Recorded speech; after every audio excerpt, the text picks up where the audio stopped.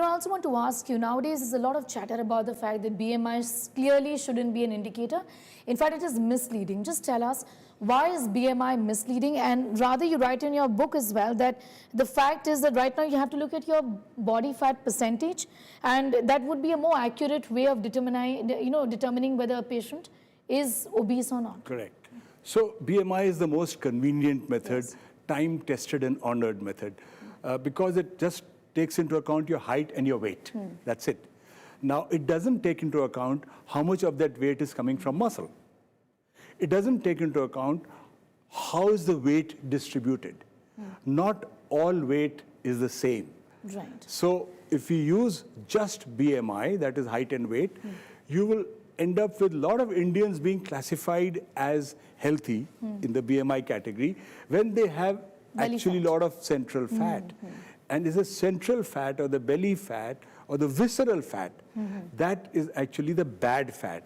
So using just BMI would mislead us into thinking that, one person is healthy, whereas actually the person has a lot of central fat and therefore is clearly unhealthy and needs treatment. All right, so BMI needs to go out of the window clearly. That is the calculator. Well, it won't go out of the window because it's been there for so long and used in so many studies. But definitely one can look at waist circumference, waist-hip ratio. And if you move ahead, body composition analysis, which is not so difficult anymore, which will tell you the actual percentage of body fat that you have. I also want to ask you, when you write this, the book also talks about it in detail about the fact that many Indians are actually skinny fat. They might be thin all over, but they may have like a pot belly. This could be because of anything. Cortisol fat as well, I would believe, cortisol belly also. But, why is this particularly risky? Why is this particularly problematic? You say fat around the thighs and your arms isn't particularly worrying, isn't it? Yes, because as I said, all fat is not the same. Hence the BMI, importance is less. We call it TOFI, T-O-F-I, thin outside, fat inside. Okay. And that's typical of South Asians or Indians.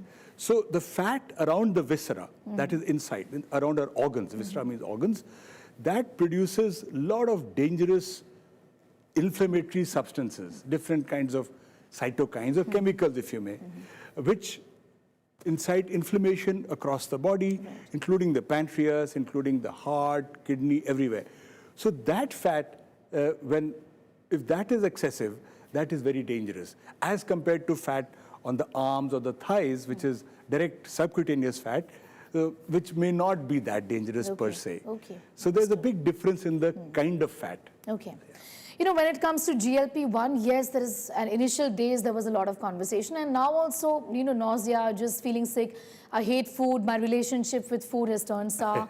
These are usual statements that you get to hear from people on these medicines like Ozempic, Mounjaro.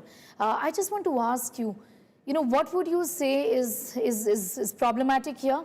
And what should be the do's and don'ts for those people on these medicines? And how should they be, number one, exercising, and also, watching their calorie intake and eating the right kind of food? Yeah, I think the first thing to emphasize here is that if you're using these drugs for weight reduction, don't depend on the drug alone.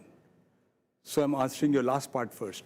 Basically, it's important that we understand that using so-called weight loss drugs or GLP-1 drugs is actually part of a program, which includes dietary advice, in particular, increase your protein intake because your diet is going to go down. So if you're eating half of what you were eating earlier, then you can't afford to have half the protein, right? So increase the proportion of protein in your diet.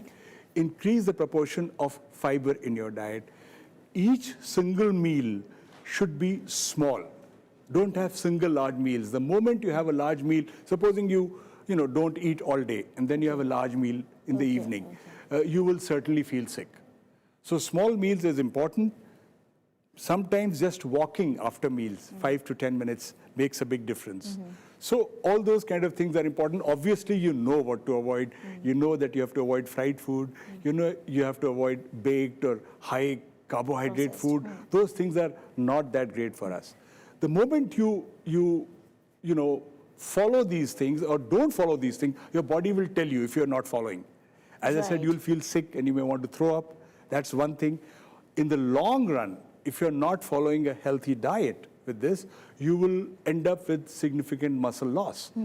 Because, and this is not because of the weight loss drugs. Okay. Whenever we lose weight, we also lose muscle. So roughly 20-30% of the weight. So if you lose 10 kilograms, you've lost 2 to 3 kilograms of muscle. Now, if you want to preserve that, and studies are showing that very clearly, you have to ensure adequate protein in your diet. Right. And along with that, you have to make sure that you're exercising regularly, and that exercise should include strength training. Right. I was coming to that. So- By exercise, not taking a walk in the park, Yes. but lifting weights is what you're saying. Because muscle loss is inevitable. Yes.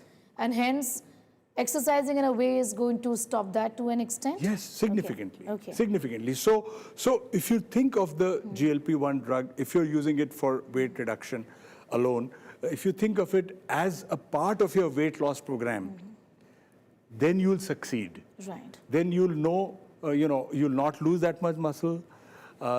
You'll be healthier overall. And when the time comes to later on taper them or reduce their dose, you'll be in shape to do that.